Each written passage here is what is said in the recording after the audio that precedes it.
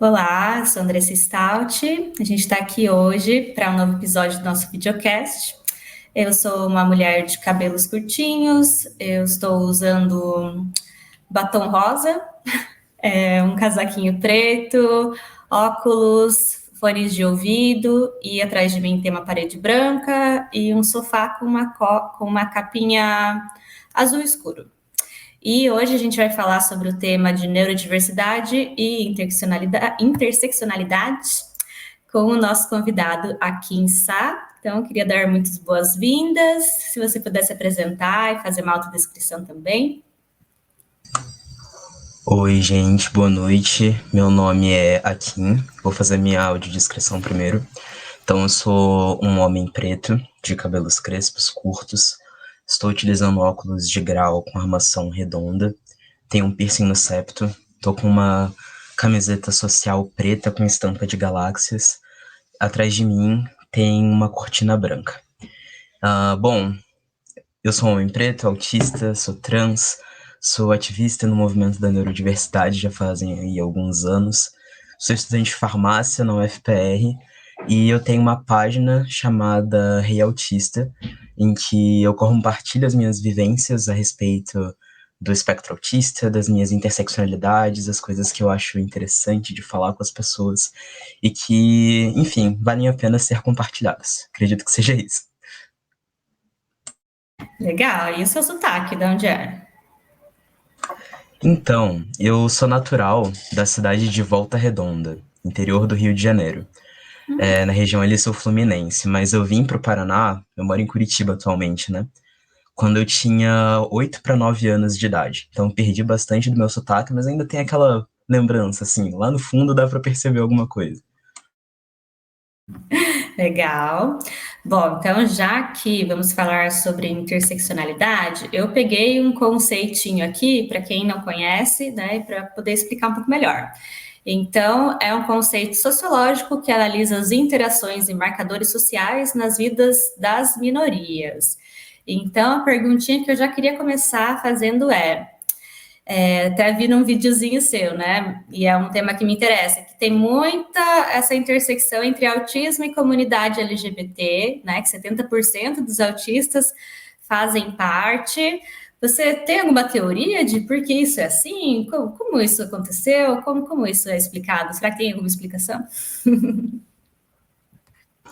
Então, atualmente nós temos algumas pesquisas muito interessantes que inclusive eu utilizei como base para fazer esse vídeo que você citou, né?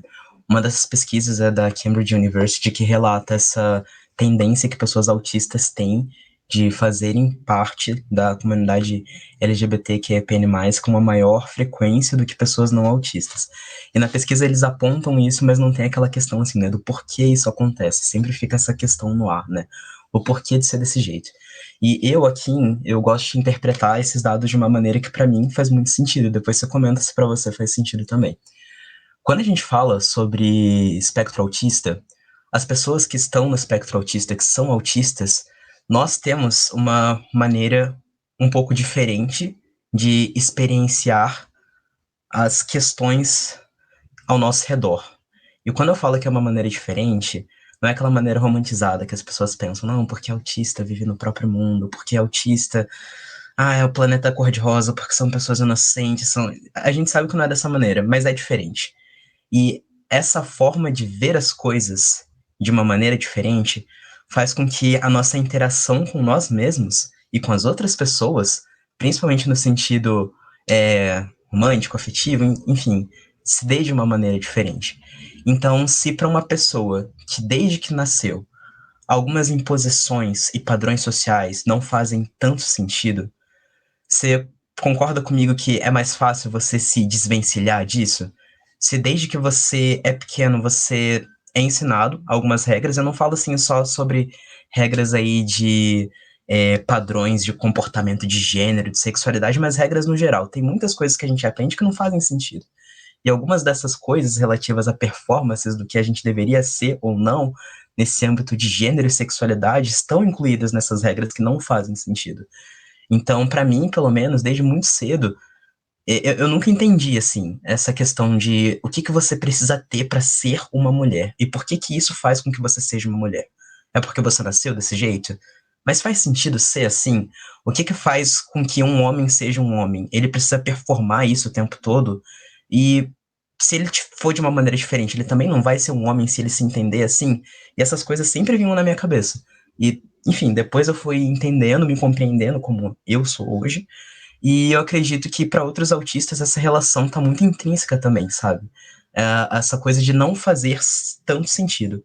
E se não é uma coisa que faz tanto sentido, eu posso me permitir olhar para as outras direções e falar, ok, talvez aquela outra concepção, aquela outra percepção faça mais sentido do que essa percepção que eu tenho agora, e tudo bem eu me identificar como outra coisa ou procurar outras coisas. Legal. E me passou aqui uma hipótese também, não sei se vai fazer algum sentido, mas de as minorias muitas vezes sentirem empatia pelo outro grupo que também é minoria, né? De, por exemplo, eu hoje em dia, pelo menos até o momento, me considero heterossexual, já estou questionando isso, mas eu sempre tive muitos amigos gays, por exemplo, né? E por eu sempre sofrer muito com a minha questão, assim, de me sentir estranha no mundo, inadequada, eu acho que isso também me ajudou a ter mais empatia com outras pessoas que também sofrem julgamentos e críticas, e não sei se naturalmente ou se teve algo, assim, que me aproximou muito com essa comunidade. Não sei se tem um pouco disso também, mas sabemos, né, que nós autistas temos essa tendência de realmente questionar muito, né, os protocolos já pré-estabelecidos. E aí eu acho que faz super sentido, sim, essa teoria, né? Achei bem interessante. E aí queria saber de você, assim, né? Como é estar fazendo parte de tantas minorias ao mesmo tempo, digamos assim, né? Ah, é uma experiência assim. Eu costumo brincar com os meus amigos que eu falo, né? Que eu fui fazer o bingo, assim, das minorias que eu podia fazer parte, eu ganhei boa. A Sim. maior parte, assim, eu peguei tudo, mas eu não sei dizer como que é individualmente fazer parte de cada uma dessas coisas, porque eu não experiencio elas de uma forma individual, sabe? Eu acho que talvez assim, de uma forma mais qualitativa falando, seja possível você analisar, né? O recorte da pessoa preta, o recorte da pessoa trans, o recorte da pessoa autista, o recorte da pessoa que é bissexual, que é pansexual, mas eu não consigo dissociar essas coisas. O que eu consigo entender, assim, do que eu vivo e do que eu observo com pessoas que fazem parte do meu cotidiano, de amigos próximos e tudo mais, é que quanto mais recortes você acumula dentro da tua caminhada, dentro das coisas que você alça, assim, na sua experiência de vida, mais estigmatizado você é em alguns contextos. É como se você tivesse um funil, assim, né? Explicando de uma maneira mais visual, que talvez auxilie de compreender. Que aí na boca do funil você tem as pessoas que têm experiências mais gerais, mais normativas, vamos dizer assim, e quanto mais experiências você vai acumulando de recortes, sendo uma pessoa racializada, sendo uma pessoa com atravessamentos de gênero e de sexualidade, sendo uma pessoa com deficiência, esse funil ele vai se estreitando e vai diminuindo um pouco mais. E à medida que isso vai se afunilando, que você vai acumulando mais visões estigmatizadas ao seu respeito, eu percebo que pelo menos dentro da comunidade autista, isso tem um peso muito grande em relação à voz que você tem e os espaços que você consegue alcançar também. Porque eu tenho essa percepção, assim, acho que, é claro, né, isso tem mudado muito, né, esses anos que eu estive no ativismo, inclusive. Eita, minha câmera parou. Ah, voltou. Mas nesses anos que eu estive no ativismo, pelo menos eu percebi que isso tem mudado.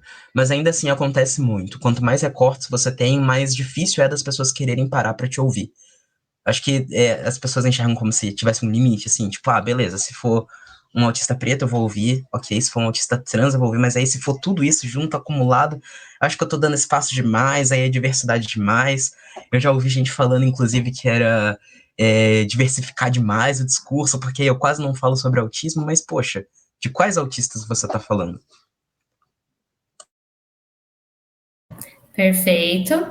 E aí até queria te perguntar, assim, né, como que você acha que é possível a gente colocar mais holofote, digamos, né, para a pauta, por exemplo, de um neurodivergente preto, né? Porque realmente, né, até hoje ainda existe muito no imaginário das pessoas que autista é aquela criança branca, né? Então fala, ah, você não tem cara de autista. Aí eu já me perguntei, mas como é a cara de autista? Ah, é a cara do autista de uma criança branca, um menino branco, né? Geralmente essa é a cara do autista.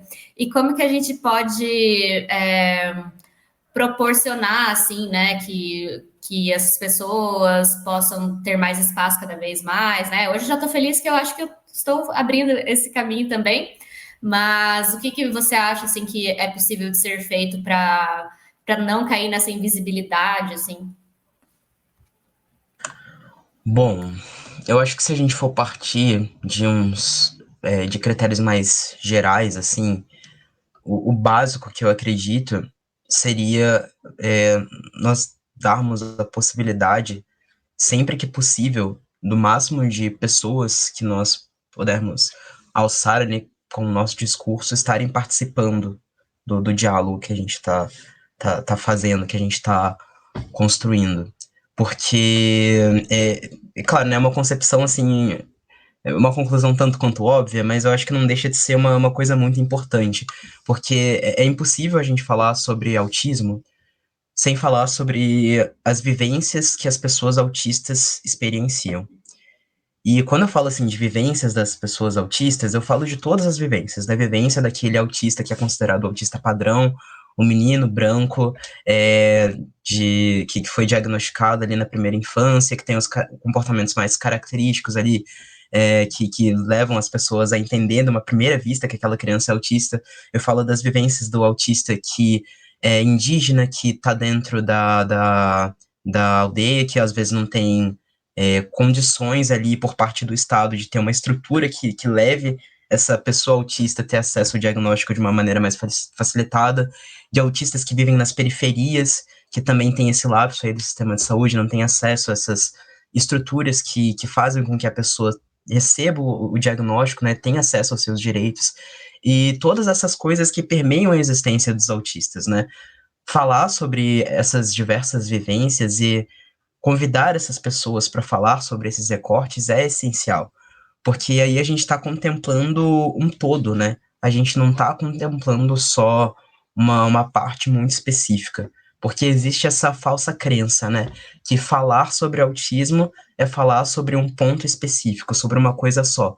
Só que esse ponto específico, esse uma coisa só que eles entendem como sendo só o autismo, é justamente esse estereótipo que é tão excludente. E eu volto a dizer que não é como se o estereótipo ele não existisse. Existem autistas que sim, fazem parte desse estereótipo que a gente entende, né, do que é o autismo. Mas também existem muitos outros autistas que não fazem parte disso. E esses autistas, às vezes, não são contemplados. E é justamente esse cuidado que a gente precisa ter. Quando a gente fala sobre autismo, a gente precisa falar sobre a pluralidade das existências, das vivências e contemplar todas essas pessoas, o máximo que a gente conseguir. E é impossível dissociar a pessoa do que ela é, do que ela vive, do lugar que ela tá, das situações que ela vivencia, não tem como a gente separar uma coisa da outra. Assim como eu tinha falado anteriormente, né, que eu não consigo dizer para você assim, como que é ser só uma pessoa preta, como é ser só uma pessoa autista, como é ser só um homem trans. Eu não consigo dissociar essas coisas. E quando a gente fala do indivíduo autista, também é impossível dissociar todas as vivências que a gente tem. Assim como eu tenho as minhas, você tem as suas e outros autistas que estão nos assistindo, tem as deles. E é sobre isso, assim, sobre a gente ter esse tato de olhar para o indivíduo, sabe? Além somente de nós sermos autistas, o que tá envolvido, assim, além disso? Quem é a pessoa que a gente está falando? Com quem a gente está lidando? Perfeito. E fiquei pensando também, será que é possível ter um panorama, assim, fazer um comparativo entre comunidades LGBTQIAPN+, e comunidades autistas, por exemplo, né? Porque o que eu tenho refletido, né? Então, existe aí, né, o paradigma médico para olhar para o autismo e tem o paradigma da neurodiversidade, né, que não considera o autismo um transtorno, não deveria nem ser caracterizado como diagnóstico, portanto, nem precisaria fazer laudo, né, e não faz muito tempo que, né, por exemplo, a homossexualidade estava no DSM, assim como o autismo está hoje, né, e eu sei que foi muito através de movimentos sociais, né, e da força da comunidade LGBT que fizeram essa retirada, né, que não vem mais a homossexualidade como um transtorno. Você acredita que é possível, assim, que a comunidade autista um dia tenha essa força e não seja considerado um transtorno mais? Você é mais direcionado para qual paradigma? Para o médico, para o da neurodiversidade? Enfim, eu tenho a mania de fazer 15 questões ao mesmo tempo. Qualquer coisa você me pergunta. Bom, nessa questão eu tenho uma visão um pouquinho diferente, assim, né? Eu entendo o autismo como sendo uma deficiência, mas eu não tenho uma visão, como falam, né, biopsicossocial. Eu não sei se é esse termo certo que eles falam, né, mas uma visão inteiramente médica, né? Aquela coisa só do manual diagnóstico, só o que tá Biomédica, no. talvez, né? Eu acho que é Alguma biomédica, coisa. isso, esse termo. Eu não tenho essa visão, assim, inteiramente atrelada ao DSM, ao CID, o que está escrito ali, porque tem que ter todos os critérios diagnósticos, eu não vejo dessa forma, até porque eu entendo que ter uma visão extremamente médica a respeito do autismo, a gente acaba distanciando um pouco dos autistas em si, e a gente acaba trazendo essa visão patologizadora, sabe? De tratar como se fosse uma doença, e a gente sabe que não é uma doença. E eu também não sou muito fã dessa terminologia transtorno, né? Eu acho que no futuro próximo, eu espero que médicos do futuro, pesquisadores do futuro tenham uma terminologia um pouco mais atualizada e que não tem essa visão, assim, tanto de patologia pro autismo, que eu acho que seria uma coisa interessante. Mas ainda assim, eu acredito que o autismo, ele é uma deficiência, né? Eu participo de algumas entidades, né, como Abraço, o VNDI, e a partir dessas entidades eu tive a oportunidade de participar já de alguns eventos e falar com pessoas, né, é, exercer nessa questão do ativismo, de fazer pontes e contatos, e eu acredito que, assim, é uma visão, não vou dizer assim consensual, né, mas para boa parte das pessoas que participam do ativismo das pessoas com deficiência, existe essa compreensão do autismo enquanto deficiência, mas também tem essa preocupação e essa intenção muito grande de manter no cerne da discussão o indivíduo. Quando a gente fala de pessoas com deficiência, do movimento das pessoas com deficiência, tem ocorrido essa onda, assim, né, nesses últimos anos, da gente tirar essa visão médica do assunto, que realmente é muito importante, é muito necessária para a gente compreender muitas questões, mas trazer a visão social da coisa, os impactos que isso tem no cotidiano do indivíduo, mas ainda assim levando em consideração todos os impactos que fazem com que aquela pessoa seja aquilo que ela é, né, que ela seja autista, no caso disso que a gente está falando.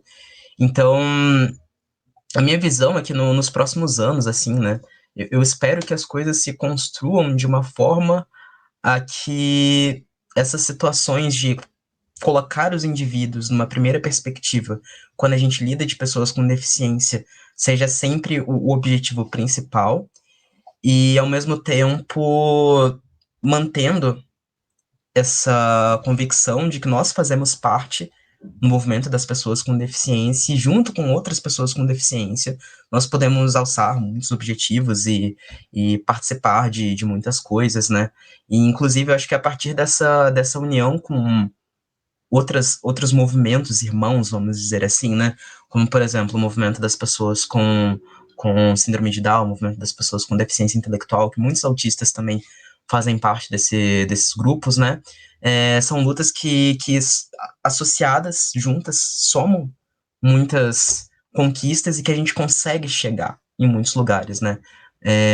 Mais recentemente eu estou participando, né, de uma rede de autodefensoria em prol da educação, inclusive, contra o capacitismo, criado pelo MEC, né? E em que eu tive contato, assim, com várias pessoas dessas várias redes, e para mim ficou muito claro isso, assim, né? Essa coisa de ter a consciência das outras lutas que estão no mesmo lugar que a gente, somar as nossas vozes para conseguir chegar nesse lugar em comum, que é nós conseguirmos os nossos direitos e sermos reconhecidos enquanto indivíduos que nós somos, os direitos que nós somos, a voz que nós temos e, enfim, todas as outras coisas aí inerentes ao. Enfim, questões de ser parte de uma sociedade e ter voz ativa para participar dela. Legal. Eu tenho pensado também, né, que eu questiono bastante a nomenclatura das coisas, aí eu fico pensando se é mais representativo chamar pessoa com deficiência ou se seria interessante pessoa com divergências, comportamentos divergentes, enfim, e principalmente de pensar que a deficiência está na sociedade, não está na pessoa, né? A sociedade está deficiente, digamos assim, em adaptações, em inclusão, não sei. Faz sentido para você pensar nessa questão da nomenclatura, assim? Eu acho que faz sentido, porque, como eu disse, assim, né, o termo que a gente tem hoje, né, transtorno do espectro autista. Essa palavra transtorno é uma palavra que eu não gosto, assim, não acho legal. Mas, ainda assim, eu acho que num retrospecto, assim, da luta das pessoas com deficiência dos últimos anos, que a gente pode ter essa percepção, assim, mais ampla, as coisas, elas estão caminhando para mudar e algumas terminologias estão caindo, outras terminologias novas estão surgindo, mas eu acredito que nós, assim, enquanto parte do ativismo, assim, de pessoas que falam sobre autismo, que participam dos movimentos sociais no geral, sempre ter essa postura de cobrança, assim, né? De se a gente vê que uma coisa não tá legal, ir lá pressionar e vamos fazer, vamos mudar, porque a comunidade, acima de tudo, também é nossa, a gente também precisa correr atrás disso, né? E em relação à terminologia de pessoas com deficiência, existe muito dessa coisa de ressignificar termos, né? Então, por muitos anos, o termo, né? Pessoa com deficiência foi um termo muito estigmatizado, né? Para nossa geração, assim, a geração dos nossos pais, dos nossos avós, eu acho que se ter uma pessoa com deficiência na sua família, usar essa terminologia, pessoa com deficiência, para muitos era uma coisa um tanto quanto chegava a barrar o ofensivo, né? Se olhar aquilo e era realmente uma coisa muito estigmatizada. Mas a gente tem ressignificado isso, sabe? Eu acho que hoje em dia, essa palavra, assim, né, deficiência, pessoa com deficiência, assim como você tinha feito um paralelo antes, né, da comunidade LGBT, que houve o ressignificado do termo queer, dessa utilização desse termo, da reapropriação desse termo a partir da própria comunidade, eu acredito que das pessoas com deficiência isso também aconteceu, tem acontecido, da gente resgatar esse termo pra gente e ao invés de utilizar como uma coisa pejorativa, utilizar como um emblema, assim, para não sustentar, mas assim, refletir em grande parte o significado da nossa luta. E isso, é claro, vem com uso de símbolos, né, da representação de pessoas com deficiência, que ao decorrer dos anos tem passado por algumas mudanças e tudo mais, mas essa questão de nome, né, eu acho que reflete muito o momento que a gente tá, a luta que a gente tá construindo, e nada impede que num futuro, com outras ideias e com outras progressões, a gente mude, né, às vezes, hoje em dia, o termo pessoa com deficiência é o termo que abraça melhor a nossa luta, mas num futuro próximo, para os ativistas do futuro, para a gente mesmo participando do ativismo, a gente perceba, não, beleza, esse termo já tá antiquado, vamos mudar, vamos fazer diferente. E eu acho que esse que é o legal da luta, sabe? Nenhum direito nunca é perdido. Tudo que a gente alcançou até hoje sempre é mantido, mas nós sempre temos essa perspectiva, né? Que o lugar que a gente tá sempre pode ser melhor. A gente sempre pode tentar alcançar mais coisas e seguir mais em frente, alçar novos objetivos. E acredito que essa é a essência principal, assim, da coisa. Ter em mente que nenhum princípio, hoje, que a gente tem, uma verdade que a gente tem, é necessariamente imutável. A gente sempre pode mudar de ideia, claro, sem perder nenhum direito que foi conquistado, mas sempre pensando que existe essa possibilidade de evoluir, sempre. Legal. E aí pensei numa luta em comum também que existe entre pessoas autistas e também pessoas trans ou homossexuais, que é a questão da conversão, não é mesmo? A questão LGBT, hoje em dia, a conversão acontece mais na igreja, né? Quer dizer, é uma tentativa de conversão, né? Claro que isso não vai acontecer. Tem alguns psicólogos aí, né, também que já entraram nessa de fazer terapias de conversão, né, nessa questão. E dos autistas tem a terapia do ABA, né? Que me parece que até tem um pouco de base aí, tem uma base bem parecida. Enfim, queria te ouvir um pouco sobre isso, como que está essa questão de conversão na comunidade LGBT, o que você pensa sobre isso, enfim. Eu acredito que qualquer pessoa que tenta converter qualquer indivíduo para uma coisa que ele não é um desserviço tão grande, assim, é de uma. Eu não tenho palavras, assim, porque na minha cabeça isso é tão inconcebível e é tão absurdo, e o mais absurdo para mim é que isso acontece com muita gente. Muita, muita, muita, muita, muita gente. Na comunidade LGBT, a gente, enfim, né? Muitos anos aí, terapias de conversão de gênero, a famosa cura gay, que muitos aí já ouviram falar. E são artifícios que, sendo bem direto para falar, eles não servem para curar ninguém, só servem para traumatizar pessoas, para criar adultos traumatizados, que vão levar traumas aí pro resto da vida, e que não fazem com que ninguém deixe de ser o que é. Porque quando a gente fala tanto de uma pessoa LGBT quanto de uma pessoa autista, a gente não escolhe, a gente nasce, a gente é assim. Ninguém olha um dia assim, acorda e fala, hoje eu vou ser autista, hoje eu vou ser gay, entendeu? São coisas que são inerentes à nossa existência, e a gente não consegue mudar. É a mesma coisa que você tentar mudar a cor do seu olho, você não vai conseguir. Você fechar o teu olho muito forte e falar, amanhã eu quero que meu olho acorde verde bem clarinho, não, não vai conseguir. E também porque há necessidade, né? Eu entendo que, é claro, existem pessoas que, tanto dentro da comunidade autista quanto dentro da comunidade LGBT, dada a situação em que a pessoa tá e o contexto que ela tá, talvez ela não se sinta tão confortável em verbalizar sobre as vivências dela de uma forma tão direta, e é uma coisa que a gente tem que respeitar. A gente dá o direito da pessoa. Assim, você não quer falar que você é autista? Tudo bem. Você não quer falar que você faz parte da comunidade LGBT? Tudo bem, é um direito seu e a gente tem que respeitar isso, enquanto fazendo parte dessas comunidades. Mas o que não pode é você tentar impor para uma pessoa uma realidade que não condiz com ela, que não faz parte dela. E eu acho isso tudo muito triste, assim. Eu acredito que na comunidade LGBT, hoje em dia, as pessoas elas têm um senso um pouquinho maior, assim. Se você entra na internet, no Twitter da vida, no Instagram, você vê as pessoas falando sobre isso, é um consenso geral que terapia de conversão de gênero, que cura gay, cura lésbica, são coisas absurdas, que não devem acontecer, que ferem o indivíduo e que trazem sequelas inimagináveis. E nós temos relatos de pessoas que passaram por isso, muitos relatos. E é um consenso, assim, geral, né? Mas quando a gente fala sobre autismo, aí eu sinto que não é uma verdade tão absoluta, infelizmente. Apesar de ser uma coisa tão absurda quanto, eu acho que em comparativo, assim, a comunidade autista tá num momento um pouco diferente. Pelo menos nessa questão de terapias de conversão, vamos dizer assim, né? Que existem.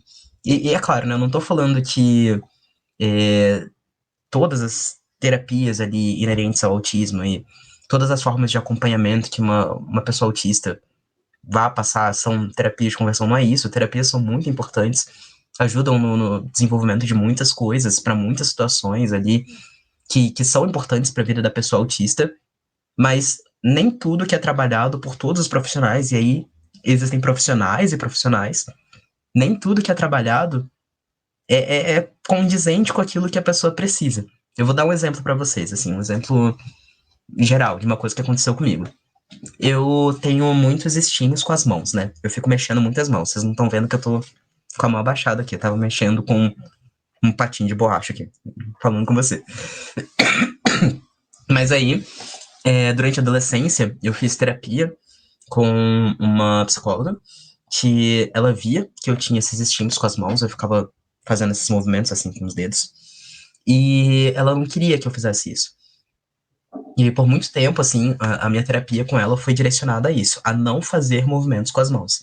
E chegou um ponto em que eu ficava tão ansioso com essas situações que quando eu estava com ela ou com outras pessoas em situações em que eu percebia que notavam que eu estava fazendo isso, a minha reação automática era sentar com as minhas pernas em cima das minhas mãos para que eu não mexesse as minhas mãos. E qual é o intuito de você fazer com que uma pessoa autista pare de fazer estímulos que não são lesivos? Isso vai fazer com que o autista preste mais atenção nas coisas? Isso vai fazer com que o autista tenha menos crise? Isso vai fazer com... Você entende que são conexões que não fazem sentido. São adaptações que nós fazemos para neurotípicos.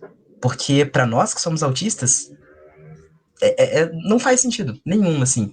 E eu espero de coração, assim, das pessoas que estejam assistindo isso, que quando vocês estiverem em contato com profissionais que vocês perceberem que talvez estejam direcionando a terapia, a sua terapia dos seus filhos de uma maneira um pouco excêntrica demais para aquilo que se pede, para aquilo que se é necessário, não tenha vergonha de perguntar, de sentar, de falar, porque existem muitos relatos. Infelizmente, eu conheço amigos que passaram por isso, de estar em ambientes terapêuticos em que aconteciam situações que beiravam ali a invasão, assim, né?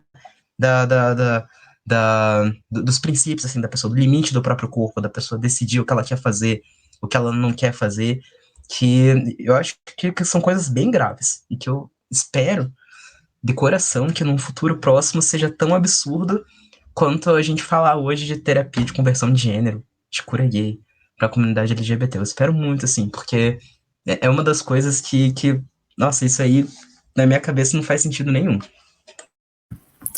Sim, eu acho que principalmente essa questão de pessoas trans, eu acho que se falam de conversão, soa absurdo, mas ainda existem muitas pessoas que têm muita voz e estão no poder que ainda trazem muito isso, né? Então, eu acho que ano passado ainda eu.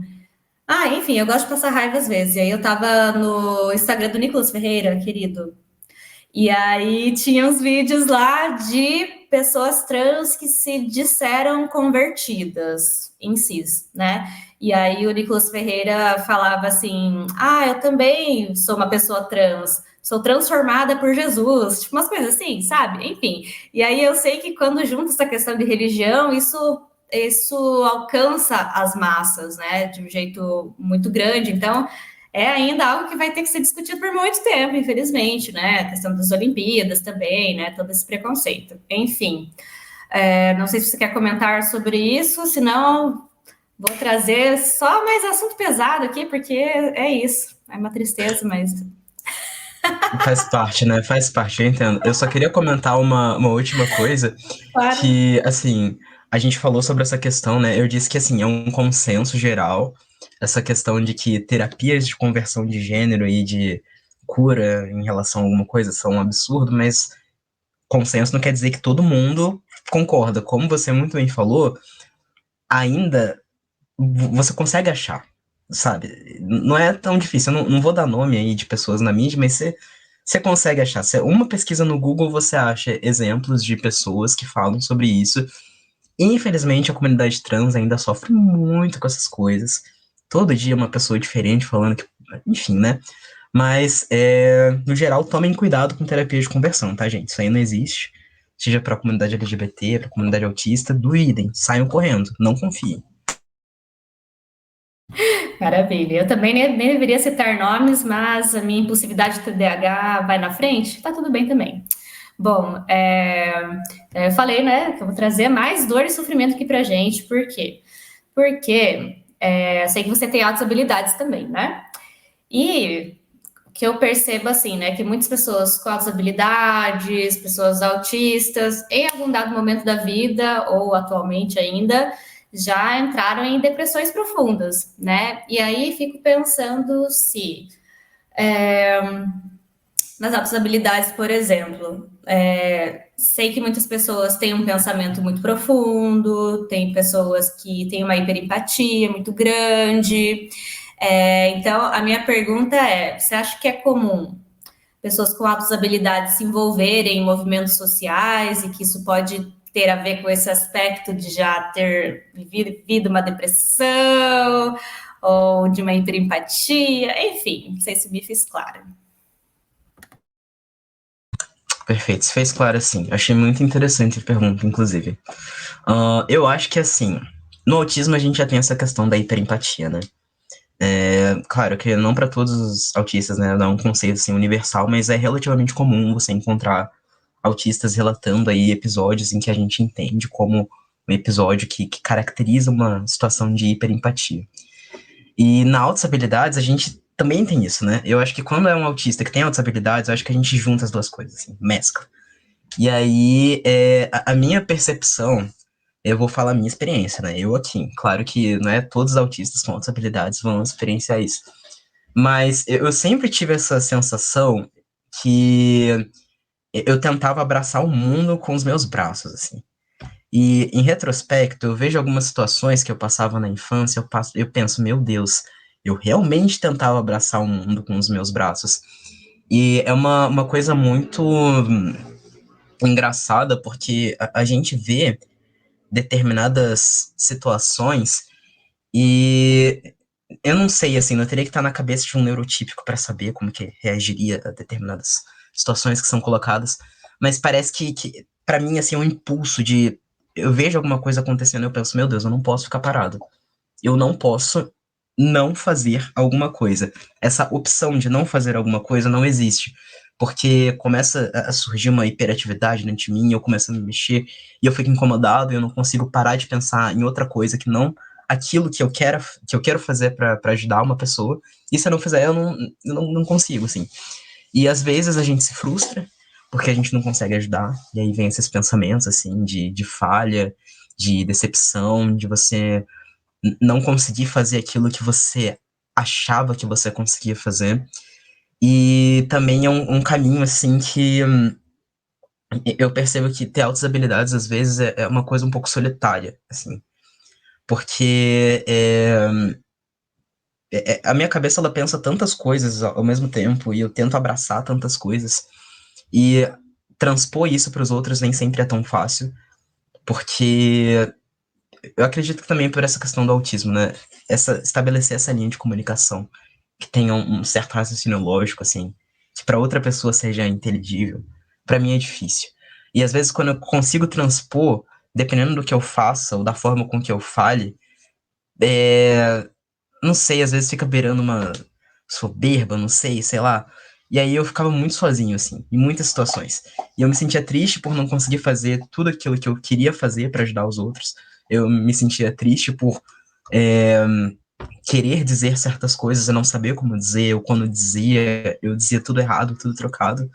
E não que hoje isso tenha mudado muito, tá? Eu tô adulto hoje em dia, tô um pouquinho melhor, mas não é tanta coisa assim, não. Eu ainda experiencio muito dessas situações.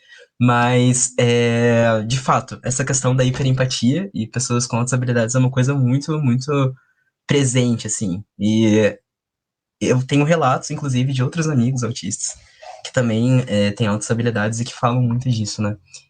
Às vezes é exaustivo, assim, chega a ser exaustivo mentalmente, fisicamente, assim. A gente se desgasta muito, drena muito da nossa energia. Mas, não sei, eu acho que faz parte dessa minha maneira, assim, de interagir com as coisas de uma maneira, de uma forma diferente, né? Que eu não sei como dizer como seria se eu tivesse a capacidade de não ser assim, porque desde que eu me entendo por gente, eu sempre fui assim. Mas o que eu consigo relatar é que, de fato, é uma coisa muito intensa. E aí, desse sentido, você acha que traz um pouco de alívio existencial quando você se junta em grupos, em movimentos, associações com outras pessoas que também estão sofrendo com isso, estão tentando fazer algo a respeito? Você acha que isso dá uma força? Como é para você estar nesses movimentos que você participa? Coletivos? Eu acho que fazer parte de movimentos sociais, para mim, foi uma maneira que eu encontrei, assim, de direcionar uma energia muito grande que eu tinha para certas situações e que por vezes eu não sabia a forma certa de direcionar ou as situações em que eu poderia me empenhar para fazer algo de útil. E que, ao mesmo tempo, acho que uma coisa que não é estática, sabe? Fazer parte do ativismo nunca é uma coisa parada. Eu tô tentando pensar num exemplo, assim, para trazer de uma forma um pouco mais lúdica. Mas, por exemplo, na matemática, você sabe que há 1000 anos atrás, se você somasse 1 mais 1, daria 2. E hoje, se você somar 1 mais 1, vai dar 2. Daqui a 1000 anos, se você somar 1 mais 1, ainda assim vai dar 2, certo? São conceitos universais aí da aritmética que a gente tem e que não são mutáveis. Você conhece isso e é isso. Esse é o conhecimento. Mas quando você fala de ativismo, de movimentos sociais no geral, eu tenho essa impressão que todos os dias você é desafiado um pouco. Existem conceitos gerais que a gente tem sobre as coisas, né? Como, por exemplo, Convenção dos Direitos Humanos, Convenção dos Direitos das Pessoas com Deficiência, que nós temos ali como um escopo básico daquilo que eu até tinha falado antes, né? Que nenhum direito é perdido. Tudo que a gente conquistou até hoje, todos os direitos que a gente conquistou até hoje vão ser mantidos. Mas para além daquilo que a gente tem e que vai ser mantido, tem muita coisinha que surge e que muda. E essas coisas que fazem com que você tenha que ler mais, pesquisar mais, tá conversando com mais pessoas, trocando ideias com mais pessoas. Eu acredito que isso faz com que eu tenha. é, não sei se motivação não é a palavra certa, mas não tá vindo uma outra na minha mente, mas eu me sinto mais propício a estar presente, participando, para além dessa minha energia que está sendo direcionada para uma coisa que eu sei que é útil e que vai fazer diferença na vida de algumas pessoas, além da minha própria vida.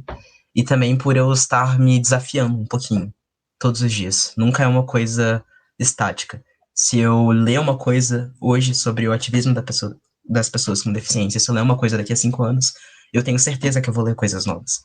E que eu vou ter concepções novas, e que eu vou ter termos novos, e que eu vou ter conhecimentos novos. E eu acho isso muito enriquecedor, assim. Para mim é uma coisa que faz muito sentido, que faz parte de uma parcela muito significativa da minha vida, das coisas que eu construo atualmente. Legal. E vamos imaginar uma pessoa autista que tem bastante dificuldade de interação social. Você não acha que quando a gente traz essa ideia de vamos entrar para um coletivo e fazer um movimento, será que não assusta um pouco? É possível participar, por exemplo, de um coletivo autista de uma forma mais introvertida? Como é isso? Aí entra uma questão muito interessante. Nós autistas temos uma ferramenta muito importante. E eu acho que não só para o ativismo, assim, para trabalhos no geral, estudos e tal, que é a internet. A internet, não ironicamente, foi uma das maiores invenções que a humanidade já propiciou, assim, em todos os tempos de sua existência. E existiam algumas funcionalidades da internet que eu acredito que a gente não tinha desbloqueado ainda até a pandemia. E uma dessas funcionalidades que a gente não tinha desbloqueado ainda até a pandemia é a questão do cyberativismo, que, é claro, existia muito anteriormente, mas que eu acho que até 2020 as pessoas não tinham se linkado que dava para fazer muita coisa estando de casa. Eu tenho muitos amigos que são autistas que têm essa dificuldade da interação social muito grande. Tanto para estar fisicamente no ambiente, ou mesmo estando fisicamente no ambiente, às vezes não conseguem se comunicar da forma com que gostariam de se comunicar, mesmo utilizando CAA e tudo mais. E o ambiente da internet favoreceu muito a presença dessas pessoas. Eu acho que a partir de 2020 nós tivemos uma onda muito grande de ativistas. Eu sou um desses, né, que surgiu ali nesse período da pandemia, pós-pandemia, que entenderam que para você fazer parte de um movimento social, para você apoiar uma causa, você pode apoiar do lugar que você tá.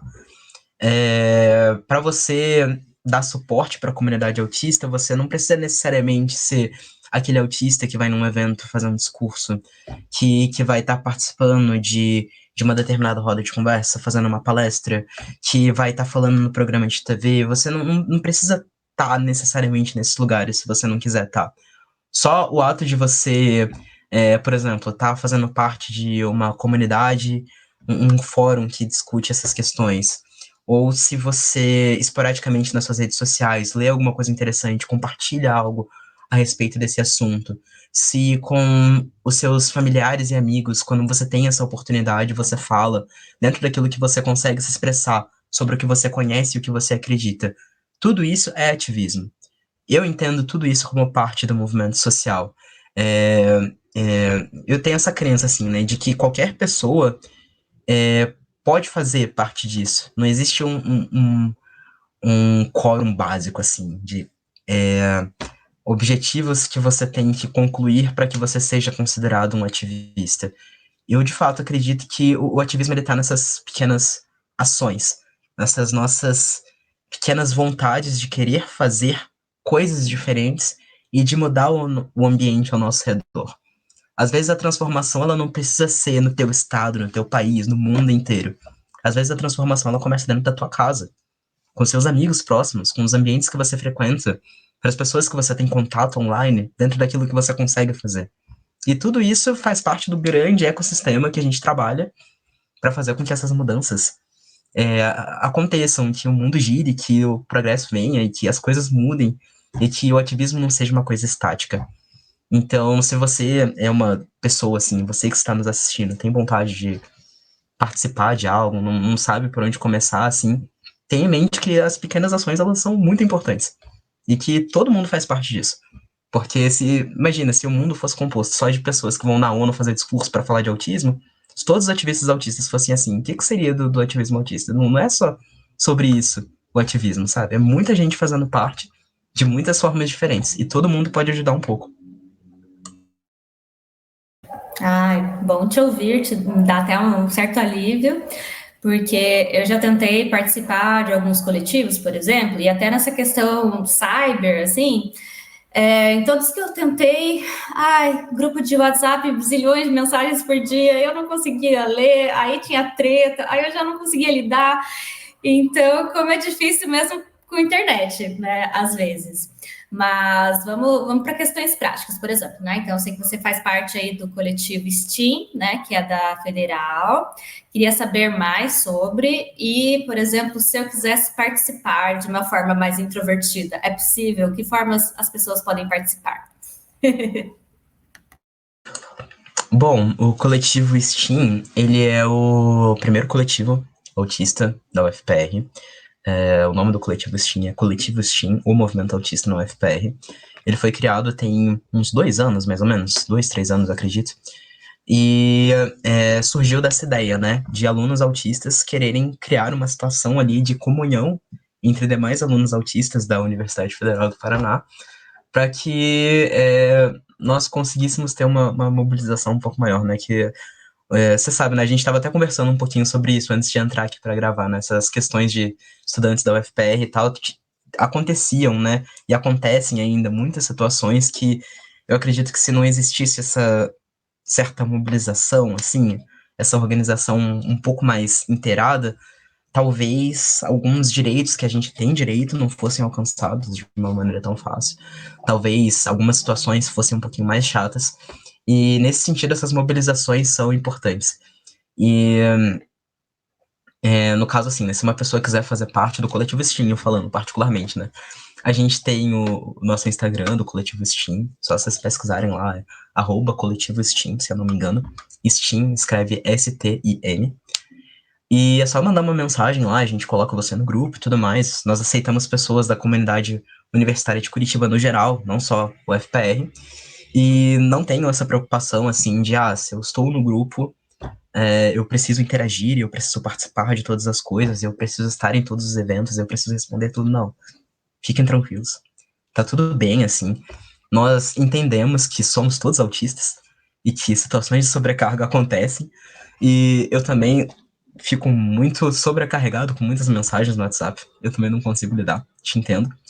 Mas assim, dentro daquilo que você consegue fazer, às vezes só você estando lá no grupo, para quando manda um folder de um evento, para você mandar no grupo da tua sala, sei lá, mandar para uma pessoa que você acha que ia gostar de assistir, ou para você saber quando sair uma postagem falando sobre um assunto interessante, para você mostrar para as outras pessoas, colocar nos seus stories, ou até mesmo se você quiser ser uma pessoa participando efetivamente dos eventos, falando, não, beleza, me coloca lá para participar de uma roda de conversa, ou eu posso dar uma palestra, convidar uma pessoa que eu conheço para fazer uma palestra. Existem muitos lugares que a gente pode ocupar dentro de um coletivo. E, claro, dentro daquilo que você se sente à vontade de participar, dentro daquilo que você sabe que não vai te sobrecarregar, que a gente também. Eu tenho essa dificuldade, pelo menos, né?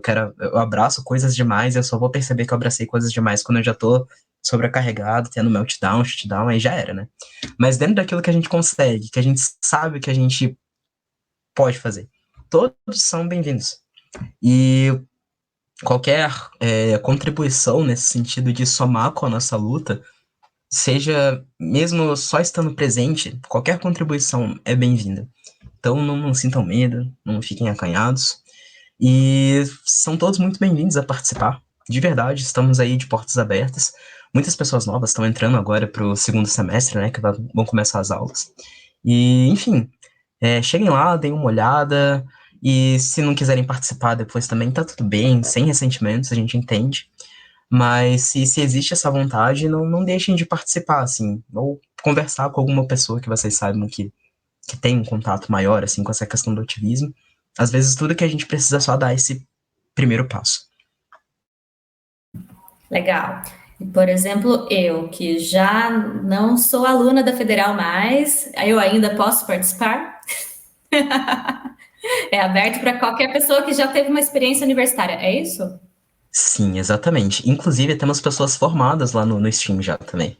Então, você está super bem-vindo a participar. Pode estar lá com a gente, participando dos eventos. Super convidado. Legal, porque eu fico pensando, né, na época em que eu fiz federal, né, que eu entrei em 2009, eu nem sabia que eu era autista e o coletivo STEAM não existia ainda, né? E hoje em dia, olhando para trás, eu consigo perceber várias situações ali de sofrimento que tinham relação com falta de adaptação para minha questão autista, para a questão também de TDAH, de altas habilidades, etc. Então, quanto é legal, né, que agora existe esse movimento também para dar mais apoio também, né, para quem está buscando ali uma inclusão maior, né, algum direito. Então, eu acho super legal. E depois que a gente terminar aqui, quero entrar sim para o coletivo. Eu já estou namorando esse coletivo faz tempo, mas estava meio acanhada, pensando, mas será que vai ter reunião toda semana? Eu não vou ter tempo, ai meu Deus! E aí trago isso não só para falar de mim, mas porque eu acho que deve ser uma preocupação de muitas pessoas autistas que já se sentem super sobrecarregadas, né? Então, muito legal te ouvir, assim, falar sobre isso também. Bom, quer comentar mais alguma coisinha desse tema? Senão eu vou para uma última perguntinha. Acho que pode ir para a última, então. Tá, então tá. Então, a última pergunta é: você, né, enquanto uma pessoa preta, neurodivergente, LGBT, você sente assim que isso impacta muito na credibilidade que as pessoas, sei lá, será, você acha que, por exemplo, é difícil as pessoas darem credibilidade a você quando você vai falar de algo sério, algo acadêmico?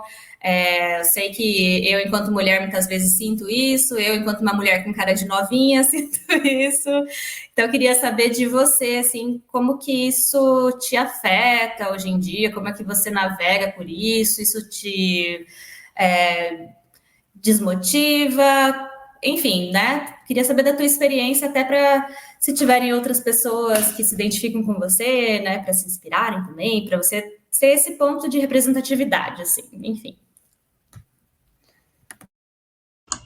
Bom, eu acho que eu passo por umas experiências semelhantes às suas também. As pessoas olham pro meu rosto, acham que eu sou muito mais novo que eu sou, daí já não querem me ouvir tanto, assim, né? Que eu ainda não tenho barba muito visível, assim, então as pessoas tendem a achar que eu sou mais novo. Mas para além dessas situações, eu acredito que quando você faz parte de determinados grupos, as pessoas tendem a te pré-julgar de uma maneira muito específica. E não é um pré-julgamento fundado em alguma concepção lógica. É sempre um pré-julgamento fundado em conceitos que são totalmente aleatórios, arbitrários e coisas que não fazem sentido nenhum, mas que as pessoas acreditam ali por um senso comum que é aquilo. E eu não falo nem de uma forma assim, consciente, às vezes é uma coisa que está ali no subconsciente da pessoa e que ela reproduz, né? Ela reproduz situações de racismo, de machismo, de capacitismo. E é claro, né? Eu não tô falando isso para isentar a responsabilidade de uma pessoa que reproduz esses comportamentos, porque essa pessoa tem sim que ser responsabilizada por ler os outros de uma maneira preconceituosa, mas eu acredito que acaba influenciando no geral. E eu acho que o maior impacto, assim, né, que eu já vivi a partir disso é o alcance que eu tenho para falar de determinadas coisas em determinados ambientes, assim. Seja por alcance, assim, em mídias sociais, de pessoas que vão compartilhar o conteúdo que você faz, que vão, enfim, seguir você para falar sobre essas coisas, em comparação com pessoas autistas que não têm os mesmos recortes que eu.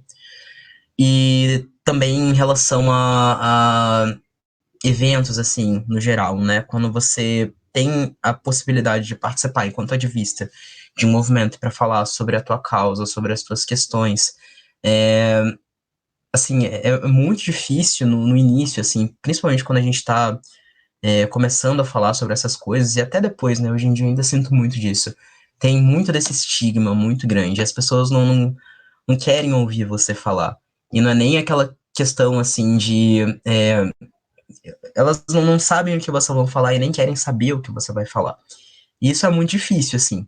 Mas dentro dos espaços que a gente consegue ocupar, eu acho que é muito importante das pessoas que estão ali fazerem essa marcação, sabe? De dizer que a gente tá ali e que a gente tá representando o nosso grupo e que mais pessoas como nós, além de nós, precisam estar nesses espaços. Porque não porque um autista preto chegou naquela determinada posição, a gente tá falando num determinado evento, a gente tá fazendo aquelas determinadas coisas que aquele um único autista preto é o suficiente. A gente precisa de ter mais gente falando. A gente precisa ter mais autistas trans falando.